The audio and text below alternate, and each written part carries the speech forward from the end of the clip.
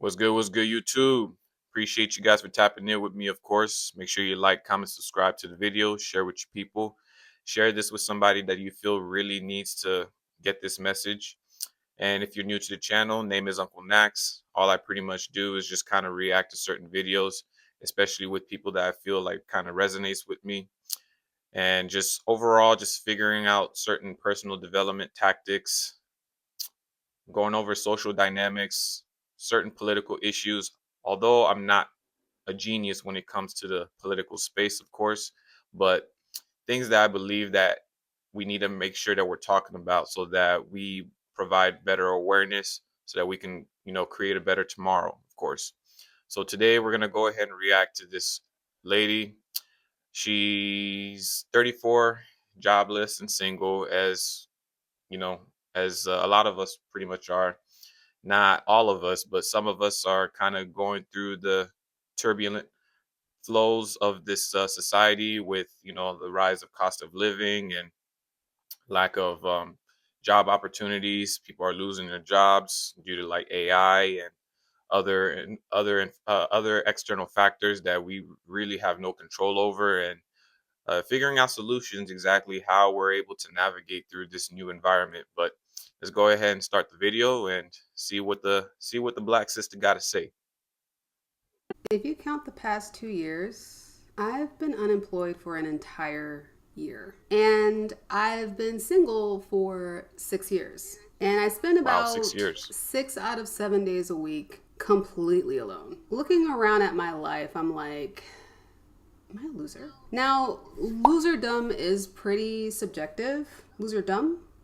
Loserhood? By my own standards that I set for myself, it feels that way. I am 34 years old, single, jobless, and I feel like I have no friends. How did I end up here? What's up? Welcome to my I'm sure channel, a lot Bree of the us can kind of Womannequin. relate to I that, though. am Bree. In Not my all of us, entire but some of life, us can, I have seriously especially with the dated rise of two social guys. media and whatnot. And those, no, now is not the time. I've been trying to record this video for forever, and now is the time she decides she wants to have night terrors. Those two relationships combined lasted a total for 2.5 years. So for 34 years of my life, I've spent 2.5 years in a relationship. It's funny because when I was Wow. 20 years old, I told my best friend at the time, who was a gay man, I assume he's still a gay man. I told him at the time, if I didn't have kids by the time I was 28, I would be a surrogate for him. 28 has come and gone by 6 years, I'm and sure I still don't we have all any can relate kids, to that, especially surrogate with or women, otherwise. man. Last year in January, I told myself, if I haven't met anybody by April, that's it. I'm giving up. I'm not looking anymore. And at that point, I had been single for 4 years. And in April, it was going to be 5 years. And 5 years is half a decade. But April came and April went, and I was still single. And something in me just shifted. Before that, I was such a romantic. I loved romance movies. My favorites are Bridget Jones's Diary and I The Love Notebook. Emily. And I thought that my Every woman Mark loves The Darcy Notebook. was out there somewhere. But after April, I just completely disconnected from that. I stopped looking at romance like, oh, I need to feel butterflies. I need to feel a spark with someone. And I started looking at it practically, like, I need somebody to help me pay bills. I need health insurance. I need somebody to have kids with before it's too late. And wanting a partner for romantic reasons just felt stupid. That's what teenagers want. Butterflies, to be romanced. All that stuff is dumb. Yeah, I mean, for the most part, though, the media is always going to push out getting into a relationship with somebody that gives you that, the butterflies in the stomach, the chemistry, the spark, and just overall, just that dream-like vision of you guys living happily ever after and frolicking in the meadows, and overall, just like I said, just pretty much just having a happy life, happy wife, all that other good stuff, frolicking in the meadows and whatnot. But these days, I really think you gotta kind of think, like she said, you gotta think of it practically, man. It's like we all need a partner. Even in the Bible, it says that man should not be alone. And I'm not 100% sure if I know if it says anything about a woman being alone, but regardless, we need each other. For some reason, it's being pushed out in the media that singleness is okay, and although there's nothing wrong with it, as long as you're like making sure that you're taking care of yourself, taking care of your mental health, your physical health, your financial health. But being single for too long can have somewhat of a impact on your mental health. You'll believe that you're not good enough. You'll believe that you'll never find that person. You'll be so stuck in your ways that by the time you actually meet the person that is meant to be in your life, you won't even know how to act for the most part. But I would say social media definitely plays like a big role when it comes to relationships not working the way that they used to. Relationships aren't the same like they were during the baby booming revolution. These guys typically got married very early in their age, like around 18, 20, 25, stuff like that. And by the, they stayed married until like 80, 90s and things like that. These days, for some reason, relationships aren't lasting as long. Some relationships do. They do end up going through the trials and the fire and come out stronger than ever, while other relationships are fleeting. There's a lot of short-term relationships going on. Women are typically looking for the next best opportunity because let's just be honest, man. A lot of women are opportunists, and they believe the grass is greener on the other side. Uh, who knows where they got that mentality? Like I said, I believe it's really social media, and it's had a very big detrimental impact on how we view relationships these days. So it sucks. It really does suck, but never give up.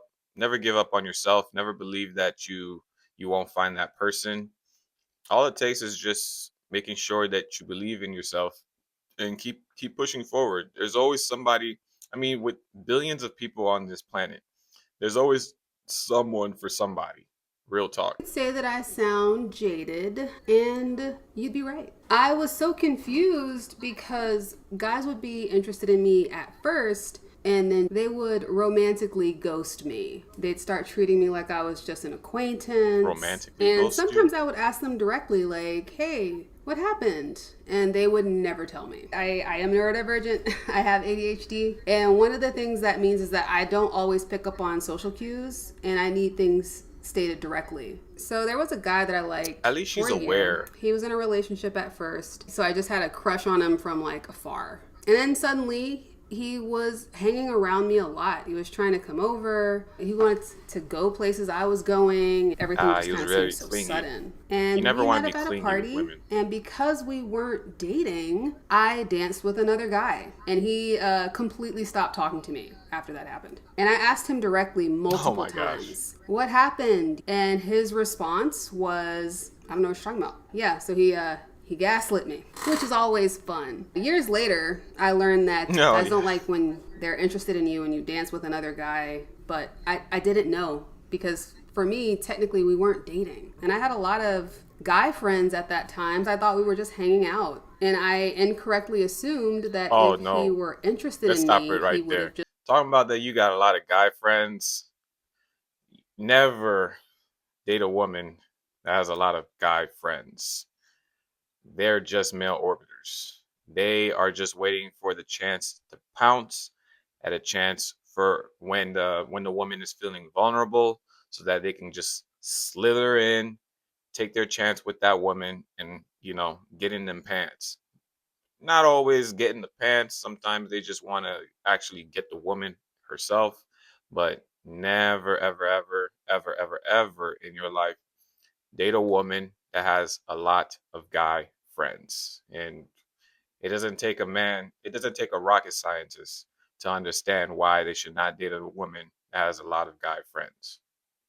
told me. Another problem that I had, I would look to characters on TV and in shows, and I would try to become more like them. But I was becoming the type of woman Mm-mm. that I'm attracted to in You need to stories. be The yourself. cool girl, the You don't manic need pixie to dream girl, the emulate fun somebody girl, else. the lovable, socially awkward loser, which are not the type of women that men that I like are actually attracted to. So not only was I not being myself, I wasn't even doing it to my own benefit because that shit was not working. I guess for like a guy, that's like if you really resonated with like, I don't know, John Cena or Dwayne Johnson. That's like if you wanted to get a girl to like you and you started acting like The Rock and saying shit like The Rock would say. But what women want in And we dating all is the guilty of this Timothy though. Chalamets and the Ryan Goslings. I think also like I just don't like people frequently enough, and I don't really have ways of meeting new partners because all of my hobbies are solo hobbies, and I work from home.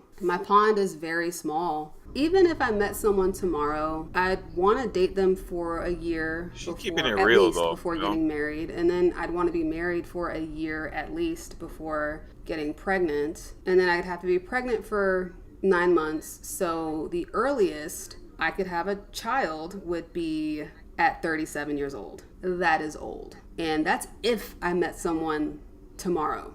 A lot of the same issues that I have in romance, I have in friendships. I'm a high context type of person, and most people don't need as much context as I do. If someone says something that bothers me, I tell them, hey, this bothered me. Why did you say that? But if it's the other way around, they don't tell me. They No, just good stop communication talking to me. skills. It's You especially need that. difficult being neurodivergent because a lot of that is just being very direct. Yeah, I don't I'll go ahead and necessarily stop it think to right there say real quick. So I think that's another thing that I see that's very prevalent in our society today. Many people don't have the best communication skills as well too.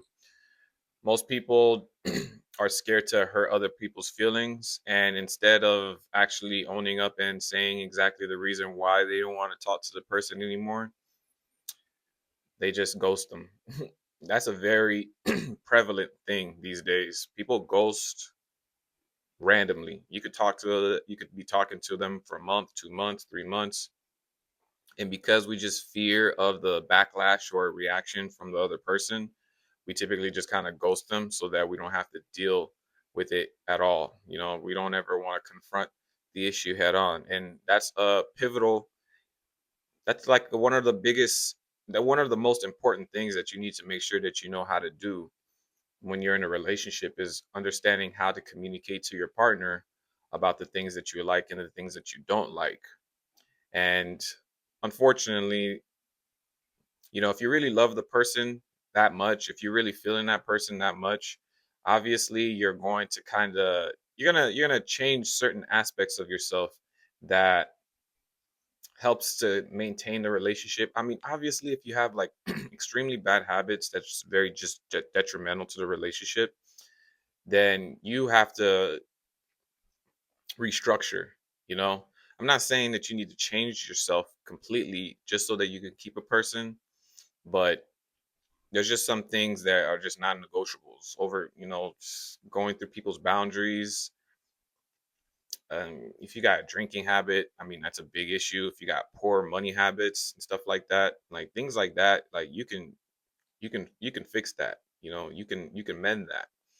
But those little things where right, you sleep like what 5 minutes late, 10 minutes late, that can't be a complete non-negotiable. Although this is just a stupid example, it's just a random example I just thought of. But for the most part, I mean, it's just one of those things. Just is like, is it really that big of a deal that you would completely just end the relationship just because of this? And just overall, just how you treating the partner completely. But but yeah, overall, man, it's one of the biggest issues is that we lack basic communication skills that that can kind of that could fix some that could fix the relationship right then and there if we're willing to actually have those uncomfortable conversations so that we can have flourishing relationships with each other. But ghosting is just a no go. Uh, I mean, ghosting is a no go. You can't just be ghosting people randomly, especially if you really find some kind of chemistry or connection with that person. It's about communicating, you know, getting to the root of the issue so that the relationship can flourish and stay stable. things with a person's feelings in mind. I might just be trying to convey information, and then somebody will read something into my tone, and I'll be like, what tone? And I always thought that people should say what they mean. If they want me That's to big understand too. something, Tone. You gotta they be should say careful of it. the They tone of how you shouldn't talk communicate to around it. people. I shouldn't have to pick up on context clues. But that's not how humans work. Honestly, I think the bigger issue in Nobody's a friendships mind for me, reader. though, is I don't have an identity. Most people have like a set identity. You're an athlete, you're a nerd, you're into fitness, you're into music, you're a Ravenclaw. I feel like most people put all their points into one skill tree, you know? Me, I'm like, put 3 points into magic, 2 points into strength, 1 point into stealth, 2 more points into charisma. I'm not maxed out in anything. I like some anime. I read It's like some trying to manga. build up I her like watching attributes. science videos on YouTube. I like reading smut. I'm not really into movies. The other day, my mom was complaining about how she didn't like that Netflix knew that she was a black woman based on what she was getting recommended. And I was curious as to what my algorithm thought about me, and it was all over the place. I don't think there's anything wrong with that. I'm not doing it on purpose. I just have very diverse interests, and I always have. But most people aren't like that. Most people There's nothing start wrong with that as heading well too. in a direction when it comes to their I can't see interests. how And somebody they can meet just people only with have similar one interests. interest. They listen to the same That's music, they boring. dress the same way, they have the same hobbies. That never happened with me because I always get bored. I can be really into something for 3 months and then be like, all right, what's next? I just don't really fit in anywhere. I'm like some type of pentagonal Venn diagram or something. And when you're always hopping from interest to interest, you're hopping from group to group, so you're not able to really build those long-term connections with people. And then a lot of the times where I do build like a strong connection with people, there's some aspect of it that makes it temporary in a way. Like when you and a person are working at the same job, and then all of a sudden you switch jobs. You were in an environment where you were talking to this person or seeing this person regularly every single day, but now you're not. And that time I that you were think those are spending with fake that friendships person is though. completely replaced with something else. Now, if you want to see this person, you got to go out of your way to see this person. You Yeah, can't just walk over to the desk coworkers. and Let be me like, hey, you let want me to go stop grab it right lunch? there. Or Making friends at your job, there's nothing wrong with that. Based off of my experience though, you're only friends because of you being at that environment. It's very rare that you actually make friends at your job and you build life lasting relationships with those people at your job. It's only if you're there 5 plus years, 10 plus years, where you actually maintain some of those relationships. But my experience, those are never really long lasting relationships. They only last only because of the fact that you guys are in the same environment and you're consistently seeing each other on a day-to-day basis. So I don't think that me I can only speak for myself. I don't think that's like the most optimal approach of making friendships. I think you should, if you're gonna make friendships with people, it's based off of like interests. Because some people hate their fucking jobs. Like I want to say, I don't have the exact statistics, of course, but I want to say like 85% of people like actually hate their job. It's not fulfilling, and it's only just something to pay the bills. Some people only connect with each other based off of how much they hate their jobs, which is weird. That's a horrible foundation to have. But I mean, it's not uncommon. It's not. I mean, it's just rare. You can build relationships, actual genuine relationships at your job, but you're better off just building relationships with people that have like interests, like things that you like, they like, and then you guys can kind of build on that foundation from there. as you're leaving, you can't like stop by your cars and like talk for 30 minutes. You're not in the same world anymore. You don't know the same people. The stories that you're telling from work don't have the same impact because they don't know who you're talking about. You got to set the stage for them. And you could probably do it at first, but it gets harder and it starts Yeah, to they don't know test the your friendship. friends. You don't During know the their pandemic, I friends. was making a lot of friends at the dog park in my apartment complex, and it was all because we were all working from home and we all had dogs. So we could spend like 30 minutes to an hour in the dog park just like talking to each other. But once the world opened back up, people's social circles shifted, you know, they're back doing stuff at work. People moved. Like I said, you keep up with those people at first originally, They're but as back to their time goes circles. on, those relationships with those people kind of fade. Speaking of Yeah, it jobs, I've been dwindles. unemployed for 5 months. I got laid off from my last job because we lost a big contract and like a third of the company lost their jobs. So it wasn't personal. Ouch. I've been applying, and the jobs that are calling me back are all below a living wage. And I can tell you up front, I am not financially ambitious. I don't plan on being a millionaire. It sounds very stressful, actually. I really only need enough money to live, to pay my bills, Yeah, save for capitalism. retirement, go out for a nice dinner every once in a while, buy a bottle of wine once a week. That's really it. I'm not trying to travel, you know, a whole bunch or buy a Mercedes. I drive a Kia. I have a 1-bedroom apartment. I just want to feed my dog and buy a bubble bath. And feeling like I have to go to a soul-sucking job just to maintain that very basic lifestyle feels so draining. When I was in college, I went to school for fine arts. I wanted to be a graphic I feel novelist that. or an animator at Like I said, some Disney or people a just, storyboard artist. I you know, loved they just work storytelling, and I some people wanted hate to their learn the jobs. It's artistic just skills to be able to do that. a means And you to know an what I end. imagine my life would be like? I thought, you know, I'd work in an office and I'd have colleagues. We'd all talk and make friends. Mostly, I pictured my office looking like the office from Yeah, Just Shoot Me. I know nobody has to remember that. It's that's a super dream. obscure. It's from the That's a 90s. dream. That was my first introduction to David Spade. Probably for the rest of you, the only thing you know about David Spade, which you probably might not have even known, is that he's the voice of Cusco from The Emperor's New Groove. But, you know, I thought I'll get a degree.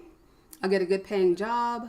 I'll work with other creative people and everything will just work out. I genuinely thought that that's what adult life was going to look like. But what I did not realize was that Yeah, I was a that's what we were all neurodivergent sold. introvert with ADHD. I But wanted to once you work actually in an get into the office job market, you'll environment see that that's requires you to not that at not all. be those things. My nature was not compatible with the life that I was trying to build. And I didn't really figure that out until I had already graduated and started working. I am fundamentally incompatible with office environments. Work is not intuitive to me. Like I said before, I need a lot of context before I can fully grasp a project. If somebody says, Brianna, I need you to build a house, I have questions. What type of house? Do you want a townhouse? Do you want a single family home? 1 story, 2 stories? How many bedrooms? I feel like managers want you to just intuit the needs of the company, of the business, of them, of the job. And they kind of want you to just read their minds. They give you an assignment and they want you to just go off and make it happen. But I can't do that. Something else I hate All is you are is office a robot, politics that man. are at play. When you see it on TV, Yeah, all that and the drama lighting and is off. office hijinks seems like fun until you're in it and it's your job that's on the line that is paying you for your lifestyle. Then it's horrifying. I've been in situations where I had a terrible manager who I was afraid to say anything about because I was afraid that I was going to get fired or I was going to get in trouble. The worst manager I ever had called me a hoe in a team meeting. So I'm going to set the scene. My manager was a black woman, Yeah, be which like that, I man. would have Sometimes thought you so got much more of narcissistic her for her to bosses. put You me, gotta be another careful what you woman say in around this them. situation. And there were 2 other people present. One was a 50-year-old Pakistani man, and the other was a black guy who was around my Nah. age. We had actually went to middle school together. His girlfriend All actually got me that skinfolk job. ain't kinfolk. Just for some backstory. I had gone on a date with somebody at the job. This was the only person at the job that I had ever gone on a date with. The whole rest of the time this manager knew me, I had a boyfriend. We weren't even talking about this. We weren't even talking about the guy. I don't remember what was being said, but in the meeting, she called me a hoe in front of these 2 guys. And the 50-year-old Pakistani man just burst out laughing. I don't even think he Oh, had a shit. complete grasp on the English language, but he knew what a hoe was, and he thought that shit was hilarious. I never heard this man laugh in my life. He was super stoic, didn't show any emotions, just kind of gave a Damn, blank stare all the that's messed time. up, And man. to Calling this people out day, like I that do at your not job. know if he was laughing out of discomfort or if he agreed with her or if he was shocked, but he was really laughing. And that's the type of shit that I'm like, I just don't want to deal with that. I know you're probably thinking, like, well, did you tell anyone? First of all, this lady had her both her hands cupping in the Yeah, who back wants to deal pockets, with some shit cupping like the that, man? booty It's of our fucked up. director. My I director don't know loved if her. she I just overtly wasn't called trying to her a put the hoe, but spotlight on me. I was already struggling with the work as it is. Even though I had two witnesses there, I didn't feel comfortable. And then yeah, it's there's like I always tell like on my boss, and I tell the that she boss called always me an has a O in right this team nutsack, meeting. She's not going to get fired. She'll cocksucker. probably get Always slap one. on the There's wrist. always at She'll least get one on every job reprimanded, site. and then she'll still be my fucking boss. So I started looking for another job and I got the fuck up out of there. That's the type of shit that I am not eager to go back to. I had an interview 2 weeks ago. I was hoping to God they wouldn't call me back, and they haven't. And I just feel a weird mix of relief and disappointment, melancholy. You know, I at least wanted them to want me. I wanted to reject them, not the other way around. Also, when it comes to work, like, I cannot work in an environment where it feels like people can like just watch me and see what I'm doing. I hate when I'm working in an environment where people are walking behind me a lot. I can literally hear and feel the presence Yeah, that's of every annoying. single Especially that person walking cubicle behind life. me, Oh and my it gives me gosh, it's so like much literally the anxiety. worst life And to I'd go live, to my man. managers and I'd say, hey, is it okay if I like sit Soul against the sucking. wall? There would Those be types of seats jobs are available or soul with my back to the sucking, man. window. And they would always say no. And you know what? The one time that I was actually able to sit in a corner and my back was like facing a window, I got 2 promotions in If you're six not sucking months. the I boss's feel like cock, that then clearly they're not says gonna when I'm grant in the any right requests that you ask environment for. and I have the right setting, I can thrive. They don't want to listen. They don't give Lit. a fuck about me. I'm Hey, not trying to gotta complain give it to that the this sister. is the work environment. For people who thrive in that and are fine with that, I think that's great for them. I didn't realize that I wasn't compatible with that lifestyle. I went to school for creativity, not for office bullshit. I'm much more compatible with freelance work. You get assigned a project, you get a due date, you do it, at your own pace. You want to work at 8 a.m.? That's You just can the do work that. You want to environment work though, at 1 man. a.m.? You can do that. But you know No what you don't get as a toxic work freelancer? environment. Insurance, benefits, a pension. So when I was freelancing between jobs, I didn't have health insurance, which means I wasn't allowed to get sick, which is insane. Oh, also, I live in America, if that wasn't obvious by that last horrifying statement. Last year, after my April deadline came and went, I spent a lot of time grieving the life that I was never going to have. I thought I was going to have kids by now. I thought I was going to be married. I may have wondered who I would end up with, how many kids we would Yeah, it's have, rough. It but not whether sucks. I would end up Let me with go ahead and pause it anyone right here or real have quick. kids at Yeah, all. one of the worst things in life is dreaming. You have this vision of how you think that your life is going to go.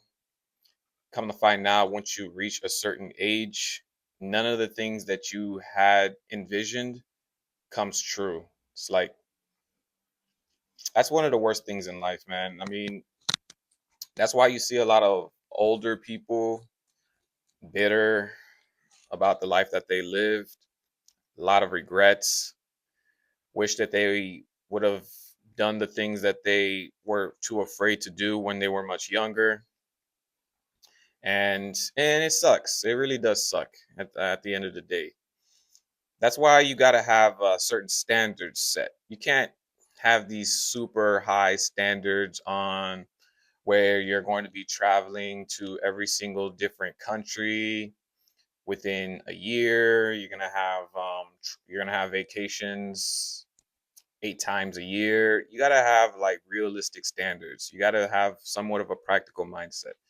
There's nothing wrong with having that ambitious idea of how your life is going to turn out, because you want to make sure that you reach for the stars, you reach for the skies. Sky's the limit, of course, but it's got to be realistic.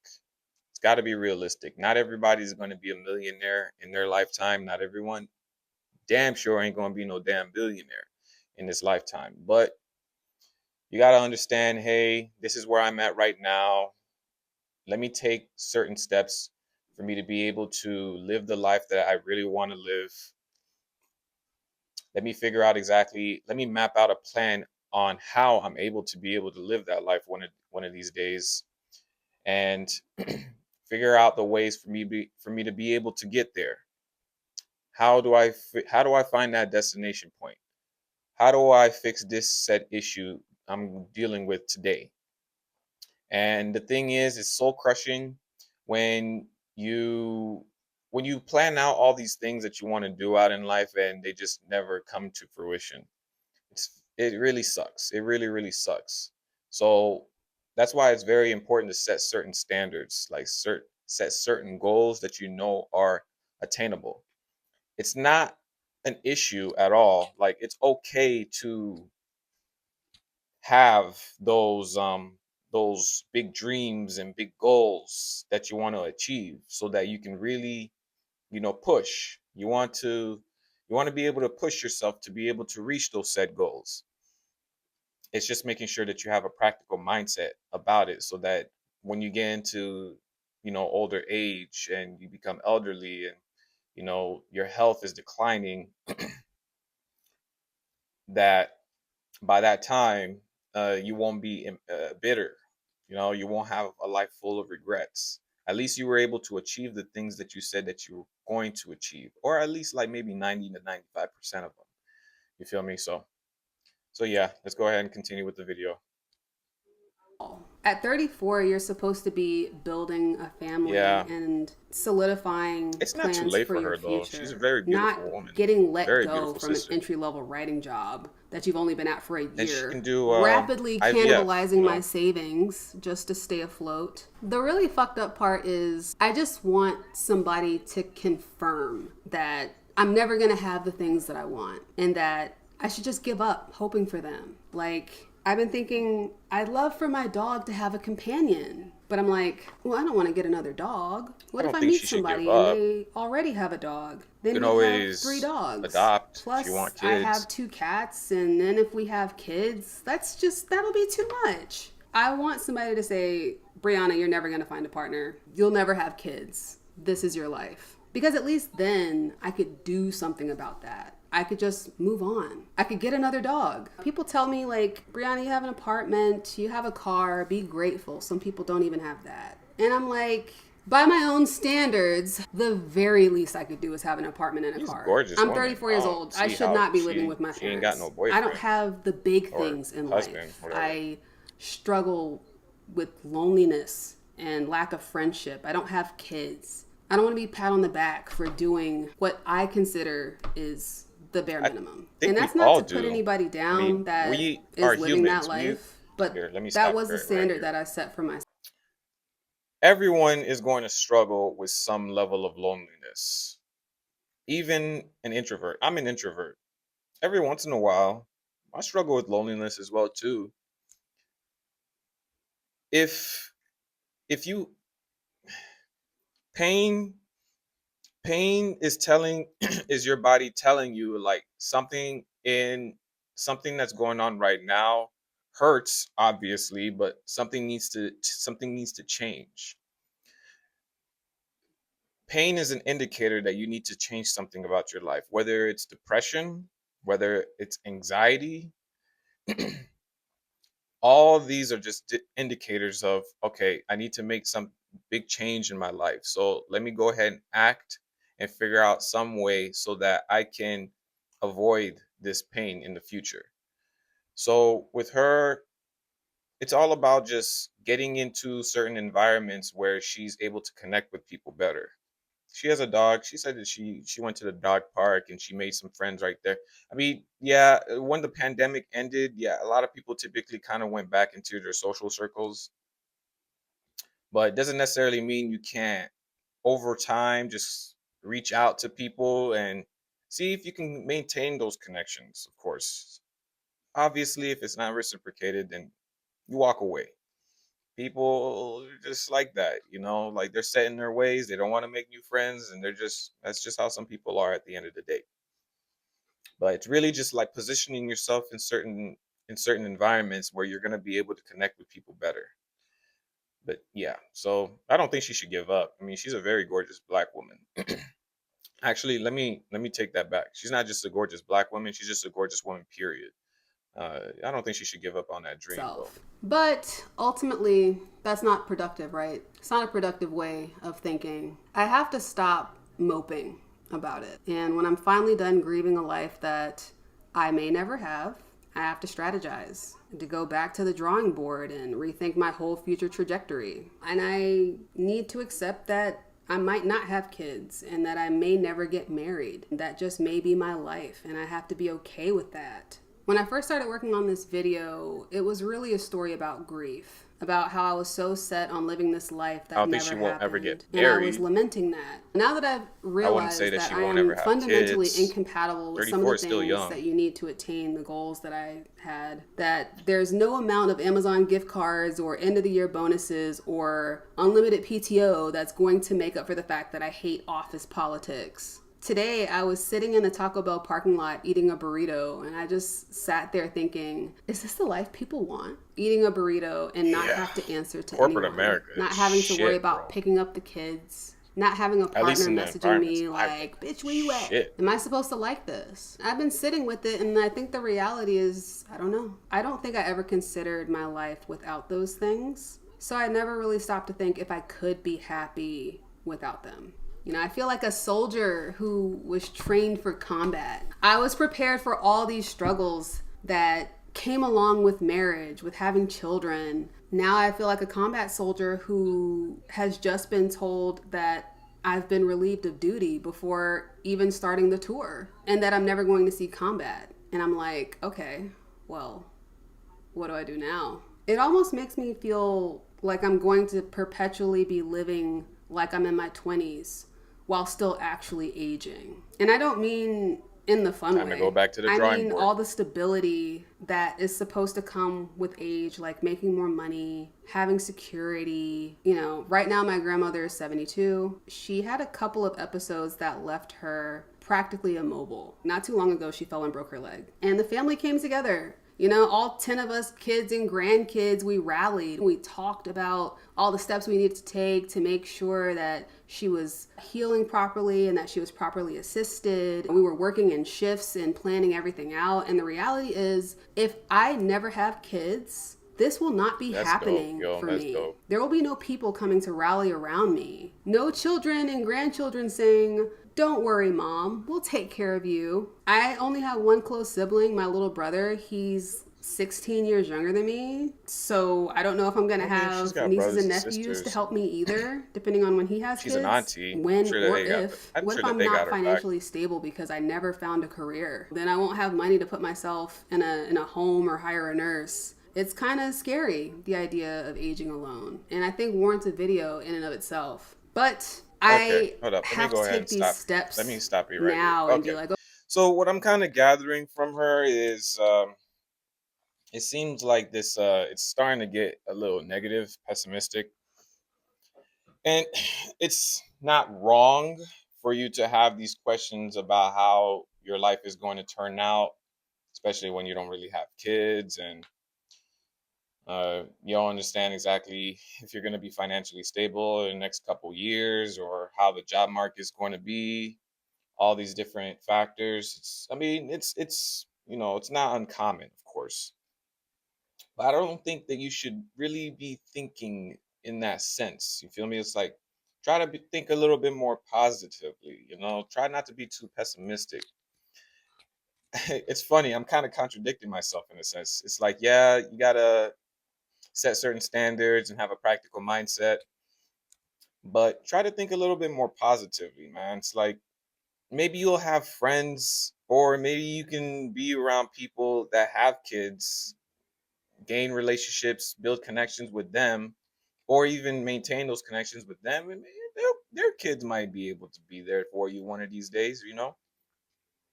It's all about how you view the world, and it's all about perspective, of course. If you keep thinking like that, then your worst nightmare is going to come true. You can't have that type of mindset moving forward in life. Yes, be practical, but just don't be too negative about it as well too. I mean, yeah, man, it's like who wants to live a negative life? Like, we only live one life. To live your whole life negatively, it's very detrimental to the psyche. You feel me? So, but I will say, like, I appreciate her courage and, you know, her Okay, vulnerability as well I'm too. 70 years old and break my leg. Then what happens? How do I make sure I'm taken care of? Right now, I'm feeling more hopeful about the future, and that's a new feeling. The thought of maybe I can be happy if I never find love. Maybe I can be happy if I never have kids. Maybe all the skills I learned, how to be a good partner, how to be a good parent, maybe I can use them in other areas of my life. Maybe I can put them into my books because I like to write There we books. Maybe go. I can That's put what them I was into those looking for. stories. Just And I'm just be trying to more figure out what to do positive, with like all this a unused positive energy outlook that on the I was future. putting towards those things. It's just a fact that I'll have to strategize for a future that I might have to go through alone. But, I mean, in the end, I have to stay hopeful because what else am I going to do? I don't necessarily know what happiness is going to look like for Brianna of the future, but I need to stay flexible. I was going to say I don't need to have a rigid view of what a happy ending should be like. Yeah, Brianna, you don't need to have a rigid, happy ending. I don't have the whole No thing one figured ever out, does. and that's okay. What happens next? I don't know. Stay tuned, definitely. If you're a regular here and you made it all the way to the end, you'll notice that this video is being recorded in the daytime. I don't know if all future videos are going to be recorded in the daytime, but I was just getting a strong call to record this video in the daytime, I guess, because it's been so long since I recorded a video. I just kind of wanted to be like, yeah, scare you with my daytime face. If you like this video, let me know your thoughts. Do you have a future plan B, plan C, plan D? Let me know. What's going on with your romantic plans? Are things going as planned? Do you feel like you're on track towards your happy ending? Is it just me? Is it because I have the sense of humor of a 12-year-old boy that I think it's hilarious every time I say that? Probably. Anyway, if you like the video, give me a thumbs up. If you dislike it, give me a thumbs down. I like any and all engagement. That's honestly the best thing that you can do for this video is just interact with it in any type of way possible. Trying to solidify my standing with the algorithm because even though I don't want to work in an office, still some politics happening with this algorithm. Anyway, I hope you have a wonderful day or Yeah. night, no Okay. matter where you We'll go ahead are, and stop it and over here. I will It's see you pretty next much the end of time. the video. She gave her thoughts. Uh, I don't believe that she's gonna be a woman that's not gonna get married one day. She's obviously very beautiful. She's got an open mind. She's very flexible. She has different hobbies. All she has to really do pretty much is try to put herself in certain environments where she can build better connections and build connections with people that have like interests at the end of the day. And although it can be pretty hard though, especially in this social landscape that we typically live in right now, the whole social media type deal, it's not impossible. People inherently, innately want to build connections with people. We are made to build connections with others. Like, that's why if anyone ever got back then, especially during the era when, we had to defend ourselves against like saber-toothed tigers and all these different wild animals that could attack us at any given moment, we had to stay in tribes so that anyone who got isolated from the group, it meant sure death. So for the most part, hey, keep your head up, stay positive and just understand, hey, there's a better future out there for you as long as you're willing to do the work and just put yourself out there in real talk, man. Try not to be too negative about it, but yeah, y'all be easy. Um, we'll catch you on another one and appreciate you guys for tapping in with me, of course. And yeah, until the next one.